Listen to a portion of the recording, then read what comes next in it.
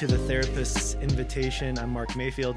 And I'm Trever Shirin. And today we thought we would try something a little bit different. It might seem somewhat familiar to other topics that we've talked about, but really, what conversations are not similar to other things? Okay, that's good. Makes me feel better about coming up with this topic today. Yeah. But the idea of the only constant we can count on is change. Yep. And I know that's going to rub some people the wrong way just because we want to be in control. And kind of indicative of change is that we have to let go of control. So kind of the topic I want to talk about today, and we'll see where we go from there. Yep. But before we do that, Something good for me is going to be something real simple. Okay. I got a pour over this morning of a Costa Rica blend. And there are some mornings, I'm sure a lot of people can relate to this. There are some mornings that your coffee just hits so good. Like nothing's really all that different, but that morning coffee's real good. And that's this morning for me. Coffee snob. I try not to be. I'm not as much as I used to be in like 2014. Well, true. And I'm not as much as some other people that I know. So not to be nameless. I think something good for me is I was, my wife and I, so by the time that you listen to this, it'll be already done. Mm-hmm. But we get to go on a kind of a marriage weekend coming up. That's awesome. But it's in the mountains of New Mexico. And I was checking the weather for the mountains. And like the day. Did you say Mexico or New Mexico? New Mexico. Okay. New Mexico. Thank you. It's about 3 hours away from our house. Yeah. And the daytime temperature is going to be like 51, 52, and nighttime is like 17. And I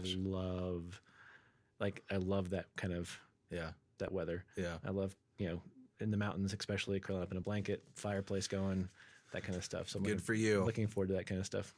The things I need to feel human are a shower in the morning every morning.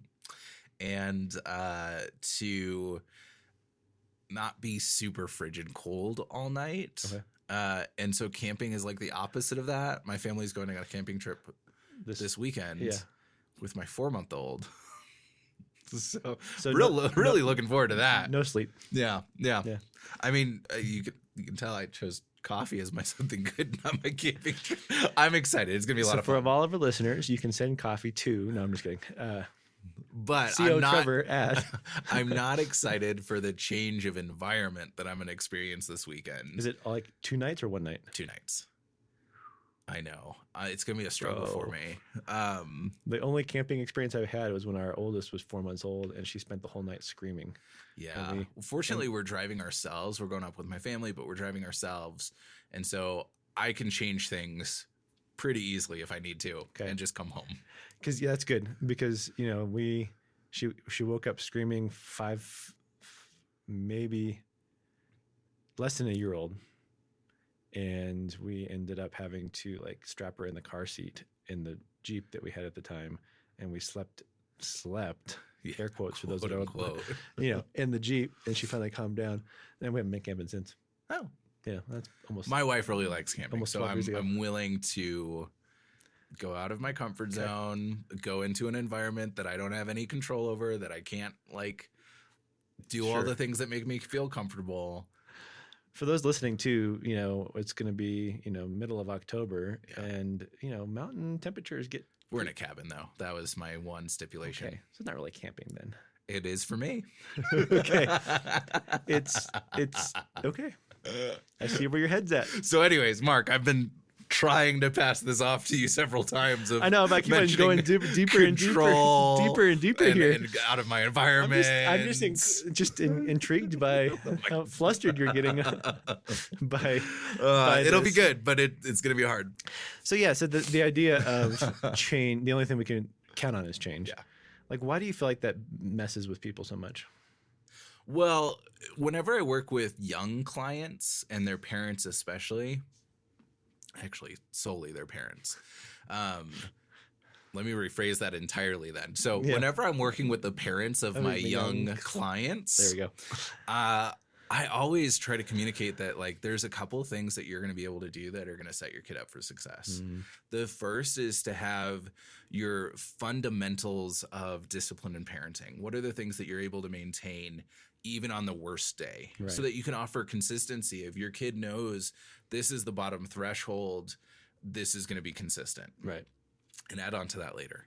The other thing is have consistency in your scheduling and your communication of what's about to happen, because as human beings, and especially as children, right, we crave structure, we crave consistency, we crave predictability. Sure. Because there's a sense of safety, there's a sense of understanding, competence, control, managing. If I know that you're about to throw a baseball to me, it's easier for me to catch than if I don't. Right. Okay. And I think that's just an element of us as human beings. And some people do it better than others. Some people might be like me, where they are very adaptable, but that adapting part hurts real bad. Oh my gosh. Yes. So like you're still like, it's a weird place because you're like, yeah, I do adapt very well, but man, does it get me sometimes. Well, I think I'm the same way. I adapt pretty well. And I in some ways it's kind of it's tension. I enjoy change and I hate change. Yeah. Like, and so it's like, this tension, but it's because I'm an empath, I feel all the feelings, and we'll talk a little bit about, next episodes, we're going to talk about, this idea of we can feel the feelings, just don't hurt people in the process. So I think, I think that's an interesting point, that change brings up a lot of stuff, even if you like change. Yeah. Right. I mean, the tension of it. One of our dear friends, David Galvan, says this in our parent talks. We've talked about this quite a bit, that there's like 3 buckets: things that you can change. Okay. Right. Basically, or things that you can control. Sorry, not change. Things that you can control. Okay. So when change happens, what can you control? Well, basically, it's really simple. Thoughts, feelings. Like how you react. Thoughts, feelings, right? What you can influence is the next bucket. So, okay, I can control these things. What can I influence? Yeah. And then the other bucket is what I can't change or control. And we have to really recognize those 3 things. And I think when change happens, we tend to go over here to the things that I can't control, and we try to hold on desperately to that and try to manipulate and control and that kind of stuff. And that's, I think, human nature. Yeah. But like, how much more free would we be if we recognize, okay, I can't control that. I can sit with these emotions. I can control the emotions and thoughts, but I can't do anything about what just happened. Well, if you go back to our conversation about, I think, disappointment or big problems, I think it was probably throughout a lot of conversations. Right. It's interesting. It's COVID-19 conversations we're having, right? Well, and at the beginning of COVID, Julia and I, Julia Watson is the host of Monday Minute, and she and I got together and we did a video announcing some of the changes that were going to happen to Monday Minute and just trying to communicate that clearly. And we talked about locus of control, which is what we've kind of talked around. And it's this idea that you have a circle, and outside that circle you can't control. Inside the circle you can control / manage. And so going back to our conversation about big problems, it's really about understanding what are the things that you have influence over. And if they're past your influence, how much time are you giving to worrying about them or fretting over them? And is that a reasonable amount for, because obviously I can't go about not worrying about certain things that are outside of my control, because they're important things, like I can't control whether or not my house is currently on fire. Right. I might worry about that, but it would be really unhealthy for me to worry about that a lot right now. And maybe it's just, having the thought of, what if my house is on fire? Well, then I'm going to go home to it and it's not going to be there, and we'll figure it out from there. Right. Moving on to whatever is next right now. And we don't do that very well as a culture. We're a pretty worryful culture. I was reviewing a training from 2 years ago with our friend Steve Earle, and he cited some research that showed that only 15% of what we worry about ever comes to fruition. If that. Right. Yeah. Oh, yeah. And then he broke it down further, where it was like 2% of that is actually like it happened legitimate or something. But yeah, like this sense of worry and this sense of change. And I think we can feel feelings about change, but we can also feel feelings about the potential of change. Right. And I think there's a big distinction there. And I think that's where, like you said, worry, anxiety kick in. Yeah. Is if we're thinking about the potential for change, are we really living in the moment, which could be a whole nother conversation about what it means to live in the moment. For sure. I think the reason I wanted to bring this topic up is we shouldn't be surprised by change, but we shouldn't be holding our breath. Yeah, that it's coming around the corner. Like, yeah, does that make sense? Like, don't dread something you don't know is going to happen, right. But also be ready for change. Mm-hmm. Yeah, and I think it's interesting. I get a little frustrated with people sometimes, and this is my own stuff to own, right? But I get frustrated with people sometimes when they are just so put off by change. And what do you mean by that?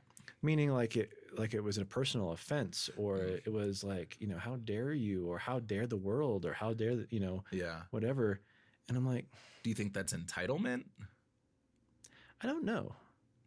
I think there's a part of it that might be, but I also think it might just be a natural trigger reaction that like, I just got comfortable. Like, how dare you change things? Oh yeah. And I'm like, okay.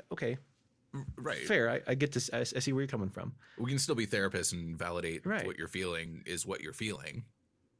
And why are you taking it as a personal offense? Yeah. Like, do some self-reflection on that. Like I was talking to a friend the other day, and we were just talking about where we're at with COVID and some things that have been happening and that kind of stuff. And he looked at me and he goes, I'm a simple guy. Like, I get to put food on the table. I haven't missed a meal since COVID happened. I've been sleeping in my house that I own. Right. I have a car that, doesn't have a car payment. Yeah. And yeah, some things have changed, but I look at the end of the month and I'm like, I got a little extra to put in savings. Like, I'm blessed. Right. But we don't think that way sometimes, and I think that, so maybe it is entitlement. I don't know. What do you think? Like, I'm that's kind of wrestling with that a little bit. Yeah. Well, I think there's two ends of the spectrum, or at least I'm going to act as if there's two. You're going to create two ends of the spectrum. A false dichotomy. On one end of the spectrum, we have the very privileged who may err on the side of entitlement. Sure. And then in the other side of the spectrum, we have the less privileged who may err on the side of a trauma response where it's change doesn't actually matter because that's just the lot that we've been given. Sure. And that I think like, on the spectrums of bad responses, we have the entitlement, which is a bad response of like, how dare you change this? I don't deserve to be treated this way or to have things changed on me. Right. The other side is, well, yeah, of course, change is going to happen. Like, duh, it always happens to me. And I never get comfortable because it's not worth it because something's going to come and mess that up and blah, blah. And that I would consider to be more of a trauma response. And the appropriate or healthy response isn't necessarily somewhere in the middle, though I think it could be, but it's somewhere along the lines of, this hurts. Let me validate my own feelings because I'm going to experience feelings because something's changed. Whether it's good or bad, like the world constantly moves. And if we're living beings in this world, we're going to have feelings about things that are changing and moving and being different. And also having the response of, how can I do this part well? Sure. And that's hard. That takes a lot of emotional intelligence. That takes a lot of just health as a person. And there may be some days that, a really healthy, mature person does that really well. And the very next day they do it really poorly. Sure. And I think therein lies grace. Yeah. Right. Okay. It's like, some stuff happened about last week for me. And I realized I didn't handle it as well as I usually do. And I had to take a step back and go, why? There's that awareness piece of let's reevaluate. I think, though, that sometimes when we have either end of the spectrum that you just said, the entitlement side or the trauma response, there's not awareness around those. Yeah, a lot of the time that's true. Right. So it's, you're responding with entitlement. Yeah. Well, and if you think about what I said with the healthy response, it starts with validating feelings. And you've said for several years now, the first step to emotional intelligence is being able to name your feelings. Right. And maybe there's a step 0 of being aware that you have feelings. We can talk about that later. We're not, robots. Yeah. But like, even, we had a team meeting recently that was really, really, really hard and affected everybody. And I was affected by it. And even though, it didn't really change my thoughts or feelings about what we're doing or anything like that, I still had feelings. Sure. And was still engaged emotionally with what was happening and had to sit with that and say like, okay, this was hard for me as a person, and I need to make sure that I take care of myself today and take the opportunities that I can to maybe just, nurse my heart a little bit. Even though it's not something that was devastating to me change-wise and not something that was, totally out of the blue for me, but it was something that was hard. Yeah. And sometimes we just experience change and it can be really, really, really good. Like what this meeting was about, or it can be something that's really, really, really bad. Like, hey, everybody has to self-quarantine and all the businesses are shut down. Wait, what? We did that? So like there's that spectrum too. But in any case, like it's really important to recognize that you're going to have feelings about it, and that's not wrong. Right. This will lead well into, next week's conversation. So I think on that note, let's pause for a second and talk about, something that we're doing at Mayfield, or, something that we can, that's or a highlight. Yeah. Something that's good. Good. So one of the things that I'm going to highlight, just because it's my little baby, is the Monday Minute and Therapist Invitation and our Meet Mayfield videos and all of the different resources that we try to do here at Mayfield. I've been doing a lot of looking around at different practices in the nation. Right. And there aren't many organizations that are providing actionable tools for non-clinicians. Yes. There's quite a few tools for clinicians because, that's necessary. But I also think it's really necessary to make sure that moms and dads and teens and peers and students and teachers and just people are able to feel equipped on, like, a teacher. My student just came to me and said that they're cutting and suicidal, or my friend just told me that they're feeling really depressed and I have no idea what to say. I responded by trying to fix it, and that didn't seem to be helpful. And so being able to provide some resources on, like, hey, when this sort of situation happens, here's a really positive way to experience that and to engage. And so you can find that on Mayfield Counseling Centers YouTube page. You can find it on the Facebook page, hopefully other places as we go forward. But they're just a great ongoing free resource. Yeah, it's good. That's halfway decently produced. Give yourself some more credit. It's halfway well produced. It's fun to watch the first one and to see where we are today. And so it's just the progression's fun, especially like with our podcast too. Oh, right? Man. I like that. Well, and the resources too, I think, help in these conversations too. Yeah. Like, how do I manage change? Well, we talked about GLAD, and we've talked about mindfulness, and we've talked about locus of control. All those kind of things. Yeah. So I think that's good. Just a good touch point. So totally awesome. Yeah. So I think I'd love to actionable steps, actionable items for those that are listening. So how do we talked a lot about it, maybe people are recognizing, okay, maybe I'm erring on the entitlement side, maybe I'm erring on the triggered side, or maybe I'm somewhere in the middle. Maybe I like change, but I don't like change, and maybe, whatever. So what would be like your top two takeaways of how to manage? Here are my top two. Yes. The first one is reflect on how you've handled change in the past. Okay. To recognize two key elements. How long did it take you before those feelings weren't tolerable again? Right. So like when did they start becoming more familiar and not so painful? Okay. Yeah. When were you, like, did it take you a whole day to get to the point where you were able to, talk about it without being overwhelmed? Sure. So figure that out as you're reflecting. The second thing is, like, what happened to help you through that process? Yeah. You may discover, every time that I've gone through a major change, I've gone and taken a bath. Right.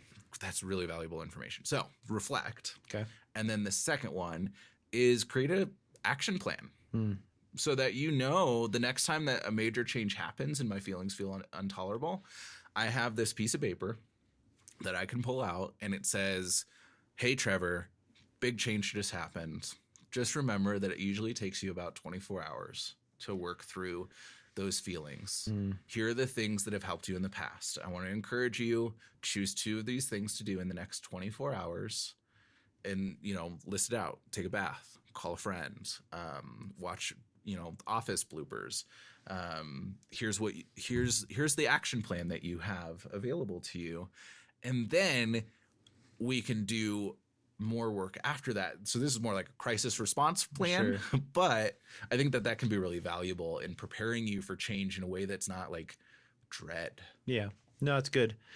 And I was thinking about this, there's been a lot of change happening. And so, as a leader trying to respond to that change and people's reactions, one of my friends sent me this picture and it just says, as you're listening, think about your tone, think about the rate that you're speaking, think about your breathing, think about your listening, think about what you're going to say before you say it, think about what questions that might be asked, think about how you might encourage that, so it's a little bit different, but it's my response to somebody's response to change.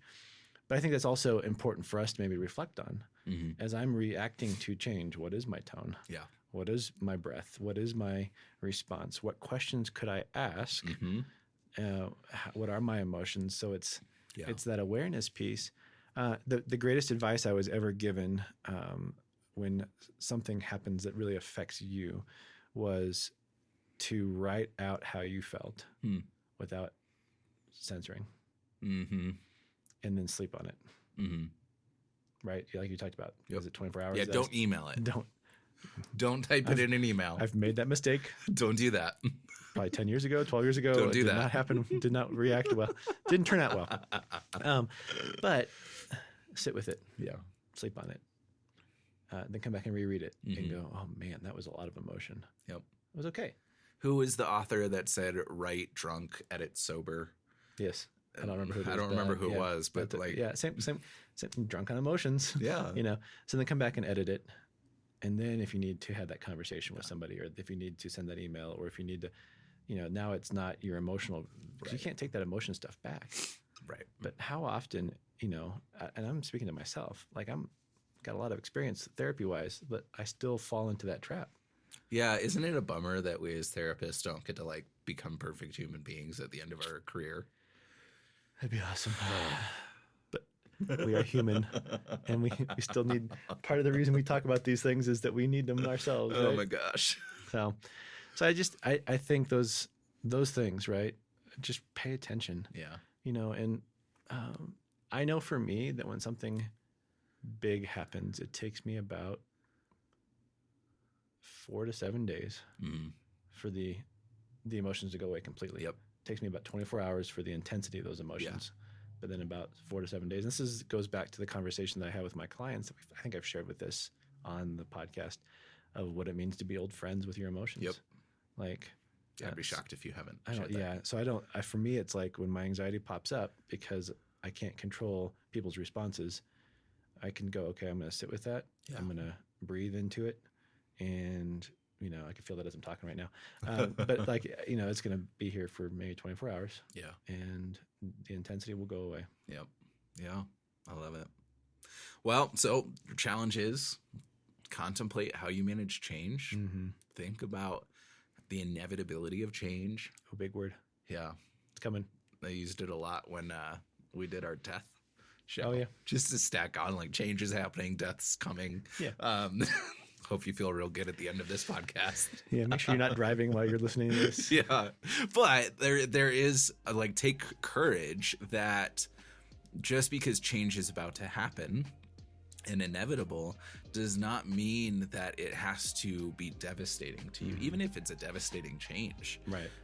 The whole concept of, existential counseling is that nothing should be able to change those things within your circle of control, because that's your power to control. Yep. And we're not we're not victims of our surroundings. Yeah. We have the ability to step in and make choice. Yeah.